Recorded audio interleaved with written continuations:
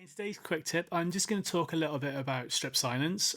Strip silence is a really, really quick way of just deleting all the audio from tracks where there's nothing really there. So I've got these tracks here. There's a bit of, I've got dead space here, here, here.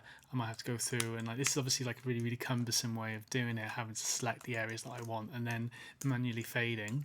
So what we can do in Pro Tools, there is a shortcut on Mac which is Command and U.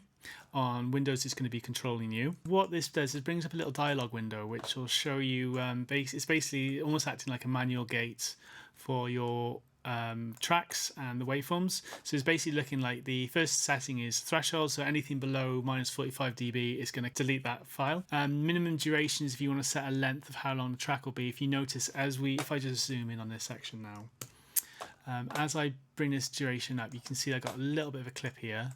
As I bring the threshold up, as I bring the duration up, it actually extends the clip out. So obviously anything over 200 milliseconds or whatever, it'll actually combine the clips. So all I want to do is make sure I only get the information that I need. The start pad then is how much information at the beginning of the clip you want to leave in for so you don't get like a cut or a pop on the audio file. And it means you can fade in a little bit.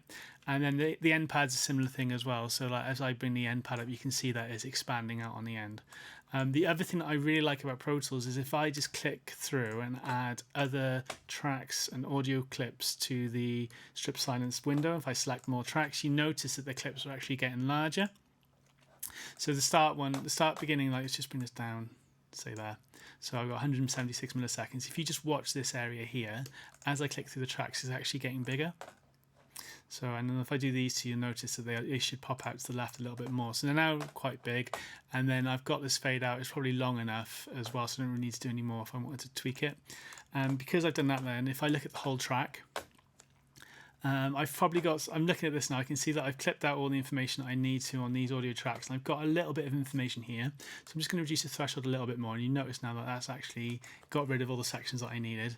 I press strip, and that deletes all the blank space for the audio, and that is strip silence. Command U and it'll do it. If you like the videos, give me a like, subscribe. Any questions or anything you want to see me do in the future, give me a shout, and I'll see you all again next time.